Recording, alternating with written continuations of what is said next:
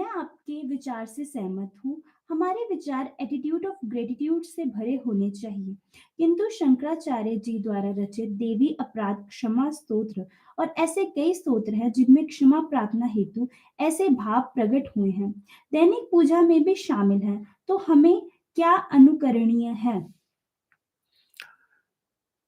देश काल और परिस्थितियों के अनुसार हमारी शिक्षाएं भी परिवर्तित होती चली जाती।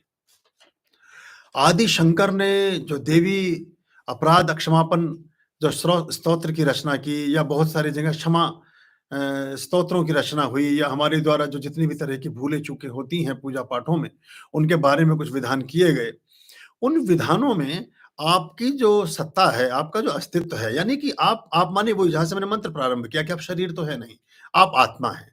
तो एक आत्मवान रूप में और एक सच्चे सन्मार्गी के रूप में, एक सच्चे भक्त के रूप में, एक सच्चे श्रद्धार्थी के रूप में जब आप परमात्मा के चरणों में उन्मुख होते हैं, तो फिर एक श्लोक पर और ध्यान दें, साथ साथ जो ऋग्वेद से आता है कि ईशावास्यम इदम सर्वम यत् किंचाम जगत्याम जगत।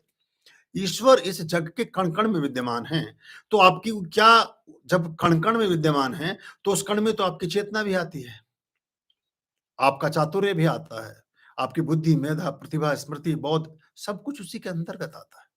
तो बहुत बारी हमारे द्वारा किए गए कर्मों में, अब उनमें बहुत सारे कर्म तो हम करते ही नहीं है, जैसे बेलपत्र का तोड़ करके लाना, जैसे किसी और चीजों को इकट्ठा करते चले जाना, जैसे फूलों का इकट्ठा करना, जैसे बहुत सारे सामानों को लाना, उन सारी चीजों में बहुत सारे कर्म और सुकर्म के विधान हैं।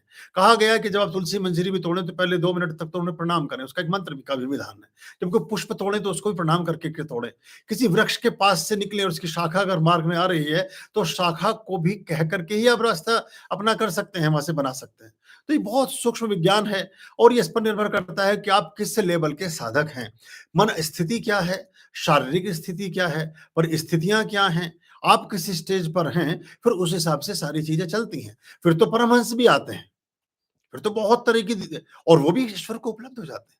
3-3 बार काली अवतरित होती है उनके ऊपर। तो ये एक बड़ी बात है, और वो सभी तरह की चेष्टाओं से मुक्त हैं, एक उन्मुक्त आत्मा की तरह वो व्यवहार करते हैं और बड़े अधिकार के साथ करते हैं। झगड़ा करते हैं देवी से, लड़ाई करते हैं देवी से, प्रेम करते हैं देवी से, वो सब कुछ करते हैं जो करने जैसा है, और फिर भी देवी मुग्ध है। तो ये एक बड़ी गहरी आपकी आत्मा की संचेतना इसको निर्धारित करती है कि आप किस तरह के पात्र हैं, और उसी के अनुसार फिर आप उसी के अनुरूप आप अपने जीवन में धर्म के कृत्यों को सुव्यवस्थित और सुनिश्चित करते हैं।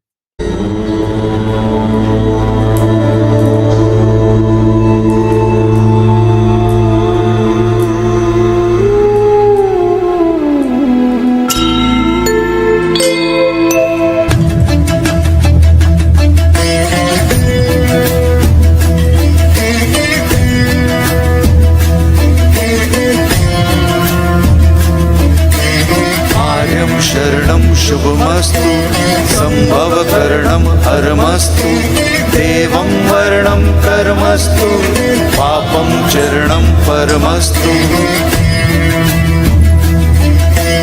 पापं धर्मं मर्मस्तु तारं धर्मं कर्मस्तु हृदयं बीजं धर्मस्तु शोकं दुःखं हरमस्तु शोकं दुःखं हरमस्तु शोकं दुःखं हरमस्तु शोकं दुःखं हरमस्तु।